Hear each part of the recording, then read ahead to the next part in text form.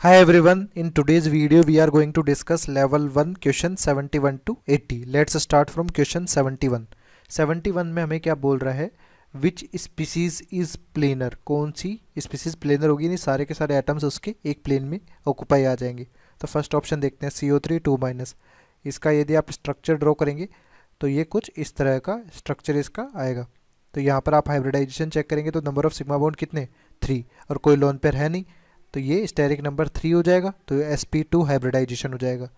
B option में देखें तो हमारे पास SO3 2 माइनस, यहाँ पे O माइनस है, यहाँ पर भी O माइनस है। सल्फर के वैलेंशियल इलेक्ट्रॉन कितने होते हैं 6, जिसमें से 4 तो ऑक्यूपाई हो गए और एक लोन पेयर हमारे पास बच गया, तो स्टेरिक नंबर यहाँ पे 4 हो जाएगा।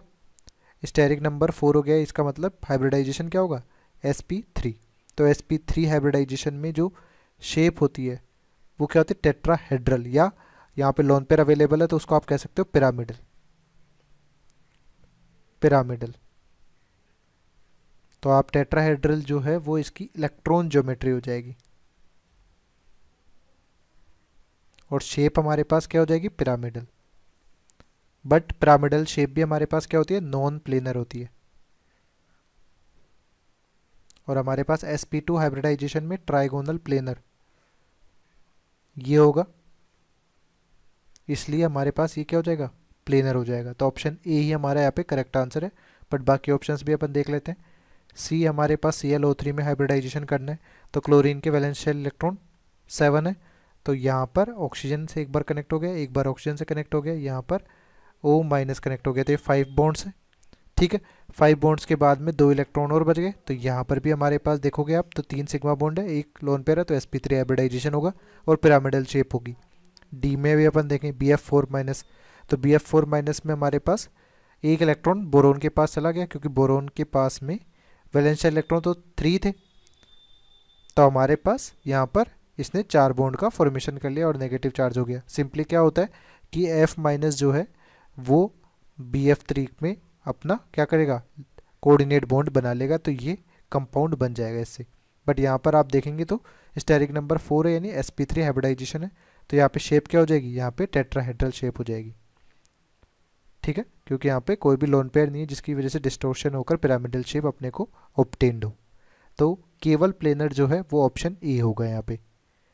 नेक्स्ट है 72।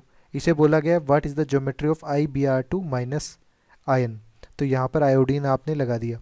ठीक है, आयोडीन से 2 ब्रोमीन अपने को अटैच करने, आयोडीन की माइनस लगा हुआ है, तो 7 इलेक्ट्रॉन प्लस 1 यानी 8 इलेक्ट्रॉन हो गए। 8 इलेक्ट्रॉन में से आपने 2 ब्रोमीन यहाँ पे लगा दिए। इसके बाद बचे कितने, बचे हमारे पास 6, तो 6 इलेक्ट्रॉन्स को आप इनमें रख सकते हो, तो यहाँ पर हाइब्रिडाइजेशन क्या हो जाएगा, ये sp3d हाइब्रिडाइजेशन हो जाएगा, क्योंकि 3 तो लोन पेयर है और 2 बॉन्ड्स है यहाँ पे। और ये जो लोन पेयर्स है ये हमारे पास इस ट्राइगनल में ही आएंगे जहाँ पे परसेंटेज एस करेक्टर क्या है ज़्यादा है, तो ये शेप क्या हो जाएगी, ये हमारी लीनियर शेप हो जाएगी। तो कौन सा ऑप्शन करेक्ट है यहाँ पे, ऑप्शन ए हमारा करेक्ट आंसर हो जाएगा। नेक्स्ट है 73। इसे बोला गया what is the shape of the ClF3 molecule. ClF3 molecule में क्लोरीन के वैलेंस शेल में 7 इलेक्ट्रॉन है, जिसमें से 3 तो फ्लोरीन से अटैच्ड हो गए, यहाँ पर 3 तो इस तरह से फ्लोरीन से अटैच हो गए, बचे 4 इलेक्ट्रॉन, तो 4 इलेक्ट्रॉन को अपन 2 लोन पेयर के फॉर्म में रख देंगे, तो यहाँ पर हाइब्रिडाइजेशन क्या होगा, यहाँ पर हाइब्रिडाइजेशन होगा sp3d। तो sp3d में भी अपन किस तरह से ज्योमेट्री रखेंगे इसकी, कि क्लोरीन जो है उसमें ये दोनों लोन पेयर्स अवेलेबल है। ठीक है, और यहाँ पर हमारे पास क्या है, ये फ्लोरीन अवेलेबल है, इसके साथ यहाँ पर फ्लोरीन है और इसके साथ यहाँ पर फ्लोरीन है। ठीक है, तो इस तरह से हमारे पास ऑब्टेन देखें तो ये टी शेप हमारे पास हो रहा है, तो कौन सा ऑप्शन यहाँ पर करेक्ट हो जाएगा, ऑप्शन सी हमारा करेक्ट आंसर होगा। नेक्स्ट है 74। इसमें क्या बोला गया, which species has the same shape as ammonia. अब हमारे पास अमोनिया जो होता है वो sp3 हाइब्रिडाइजेशन है, बट इसकी जो शेप होगी वो हमारे पास पिरामिडल हो जाएगी, क्योंकि लोन पेयर को आप शेप में कंसिडर नहीं करते। ठीक है, तो अपन बाकी ऑप्शंस को देख लेते हैं। ई, अब हमारे पास SO3 2 माइनस में देखें तो यहाँ पर O माइनस और सल्फर के वैलेंस इलेक्ट्रॉन 6 हैं, जिसमें से 4 तो बॉन्डिंग में यूज़ हो गए, एक लोन पेयर हमारे पास बच गया, तो यहाँ पर भी हाइब्रिडाइजेशन क्या है sp3 है। बट इस लोन पेयर की वजह से इसका भी जो शेप होगा वो पिरामिडल ही होगा। ठीक है, तो यहाँ पर SO3 2 माइनस की सेम शेप होगी तो ऑप्शन ए ही हमारा करेक्ट आंसर हो जाएगा। बट बाकी ऑप्शंस में भी अपन देखें, जैसे CO3 2 माइनस, CO3 2 माइनस में आप स्ट्रक्चर ड्रॉ करेंगे तो यहाँ पर इसका हाइब्रिडाइजेशन क्या होगा, sp2, sp2 यानी ट्राइगोनल प्लेनर, इसकी ज्योमेट्री हो जाएगी। और दूसरे ऑप्शंस देखें सी, तो सी में हमारे पास NO3 माइनस है तो ये भी हमारा क्या होगा, sp2 हाइब्रिडाइज्ड हो जाएगा। इसी तरह से डी ऑप्शन देखें, डी ऑप्शन में हमारे पास है SO3,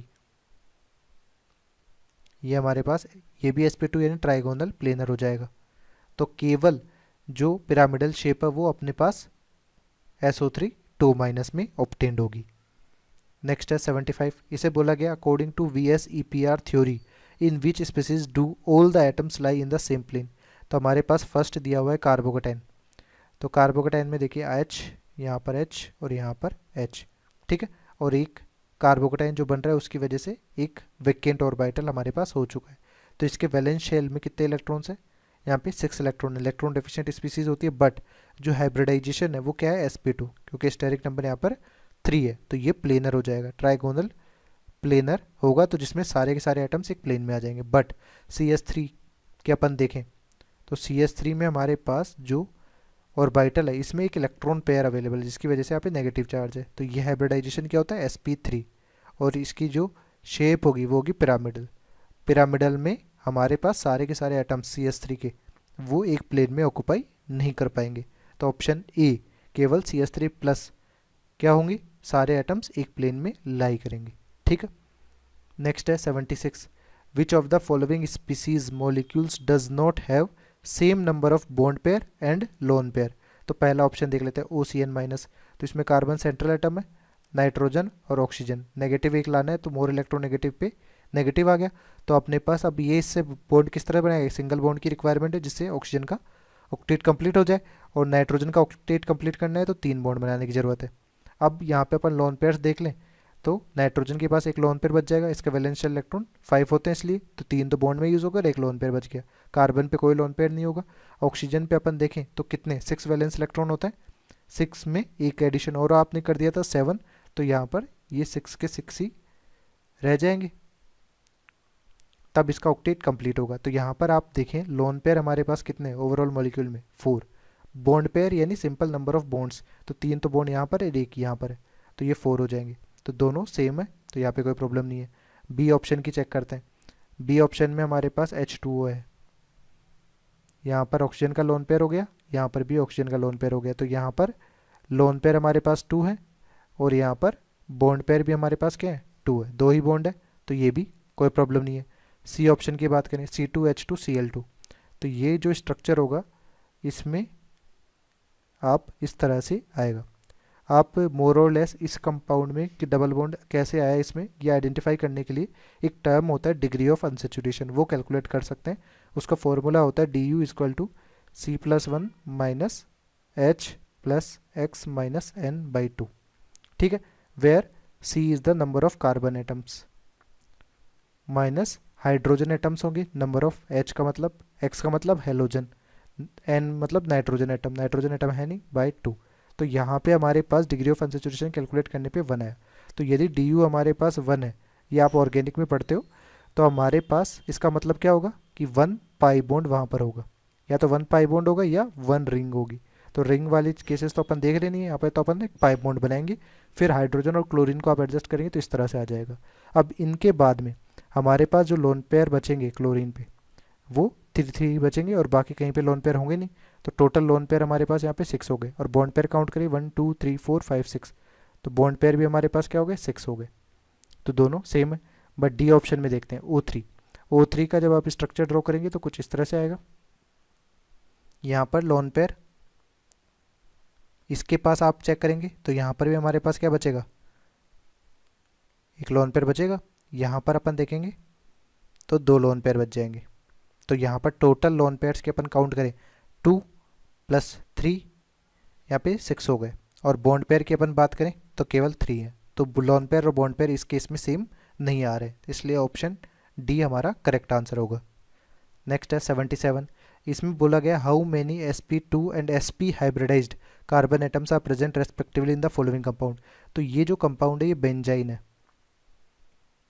C6H4 इसका मोलिकुलर फॉर्मूला है। तो बेंजाइन का फॉर्मेशन होता क्या है कि जैसे हमारे पास ये एक इस तरह से है, यहाँ पर हाइड्रोजन sp2 हाइब्रिड ऑर्बिटल है, तो इन sp2 हाइब्रिड ऑर्बिटल्स को अपन यदि हाइड्रोजन्स को रिमूव कर दें, यानी यहाँ से एक मोल H2 आपने रिमूव कर दिया, तो हमारे पास क्या बन जाएगा, ये हाइब्रिड ऑर्बिटल्स वैकेंट हो जाएंगे। हाइब्रिड ऑर्बिटल्स वैकेंट हो गए तो इनमें लेटरल ओवरलैपिंग होगी, लेटरल ओवरलैपिंग, जिसकी वजह से एक पाई बॉन्ड का फॉर्मेशन हो जाएगा। बट यहाँ पर प्योर पी ऑर्बिटल्स के बीच में ओवरलैपिंग नहीं हो रही है। ये किसके बीच में हो रही है, sp2 हाइब्रिड ऑर्बिटल के बीच में हो रही है। यानी हर एक carbon after formation of additional pi bond भी क्या रह जाएगा, sp2 हाइब्रिडाइज्ड ही रह जाएगा। तो हमारे पास यहाँ पर इस तरह से बॉन्ड भी बन जाएगा। बट इसके बाद भी ये कार्बन्स जो हैं वो क्या है, sp2 ही है, इनका हाइब्रिडाइजेशन चेंज नहीं हुआ है। ठीक है, क्योंकि जो एडिशनल पाई बॉन्ड बन रहा है, इस एडिशनल पाई बॉन्ड में जो पार्टिसिपेट कर रहे हैं वो क्या है, sp2 हाइब्रिड ऑर्बिटल, ना कि प्योर पी ऑर्बिटल। तो इस बेसिस पे अपन देखेंगे तो नंबर ऑफ sp2 कार्बन यहाँ पर कितने हैं, 6, और sp कार्बन एक भी नहीं है, तो 0 हो जाएगा। तो 6,0 हमारा ऑप्शन बी करेक्ट आंसर होगा। नेक्स्ट है 78, इसमें बोला गया which one of the following is the correct set of with respect two molecule hybridization and shape. तो हमारे पास BeCl2 मॉलिक्यूल अपन देखें तो बेरिलियम सेंट्रल एटम है, इससे यहाँ पे क्लोरीन अटैच्ड है, यहाँ पे भी क्लोरीन अटैच्ड है, तो 180 डिग्री एंगल है, तो ये हमारा क्या हो जाएगा, लीनियर शेप हो जाएगा। ठीक है, तो ये वाला केस sp2 हाइब्रिडाइजेशन नहीं है, कि इसका हाइब्रिडाइजेशन क्या होगा, स्टेरिक नंबर 2 है तो sp होगा, तो ये दोनों कैंसिल हो गए। फिर अपन देखते हैं BCl3 में बोरोन के वैलेंशियल इलेक्ट्रॉन 3 होते हैं, तो तीनों को अटैच कर दिया अपन ने, कोई लोन पेयर तो बचेगा नहीं इसके पास, तो स्टेरिक नंबर 3 होने की वजह से ये sp2 हाइब्रिडाइजेशन हो जाएगा। sp2 हाइब्रिडाइजेशन हो गया तो ट्राइगोनल प्लेनर इसका क्या होगा, शेप होगा। तो ऑप्शन कौन सा करेक्ट है, ऑप्शन सी हमारा यहाँ पर करेक्ट आंसर हो जाएगा। नेक्स्ट है 79, इसे बोला गया the hybridisation of the central atom in ICl2+ is. तो आयोडीन जो है सेंट्रल एटम है और ओवरऑल पॉजिटिव चार्ज है, तो इससे एक इलेक्ट्रॉन निकला होगा। अब हमारे पास 7 इलेक्ट्रॉन थे वैलेंशियल इलेक्ट्रॉन, पर 6 हो गए, 6 में से 2 तो हमारे पास क्लोरीन के साथ बॉन्डिंग में यूज हो गए, तो बचे 4 हमारे पास लोन पेयर, इस तरह से आप रख लेंगे। अब यहाँ पर आप चेक करेंगे तो lone pair plus sigma bond count करते हैं, तो ये हाइब्रिडाइजेशन क्या होगा, sp3 हाइब्रिडाइजेशन होगा, स्टेरिक नंबर 4 होने की वजह से। तो ऑप्शन डी हमारा करेक्ट आंसर होगा। नेक्स्ट है 80, इसमें बोला गया है the state of hybridisation of the central atom is not the same as in others. तो अपन देखते हैं BF3, तो BF3 में हमारे पास इस बोरोन का यदि अपन देखें तो स्टेरिक नंबर 3 है, तो ये sp2 हाइब्रिडाइज्ड है। H3O+ की बात करते हैं, H3O+ में हमारे पास कुछ ऐसा है, बट इसके पास एक लोन पेयर भी बचा हुआ है। तो यहाँ पर स्टेरिक नंबर 3 तो पाई बॉन्ड है, सॉरी 3 तो सिग्मा बॉन्ड है और एक लोन पेयर है, तो स्टेरिक नंबर हमारे पास 4 हो जाएगा, यानी हाइब्रिडाइजेशन क्या होगा, sp3। सिमिलरली NH3 में भी हमारे पास हाइब्रिडाइजेशन क्या होगा, sp3। PCl3 की बात करें तो नाइट्रोजन फैमिली का ही है फास्फोरस, वैलेंशियल इलेक्ट्रॉन 5 होते, 3 तो बॉन्डिंग में यूज हो गए, एक लोन पेयर बच गया, तो यहाँ पर भी ये हाइब्रिडाइजेशन sp3 होगा। तो केवल जो डिफरेंस हाइब्रिडाइजेशन में आ रहा है वो आ रहा है पहले ऑप्शन में, तो ऑप्शन ए हमारा करेक्ट आंसर हो जाएगा।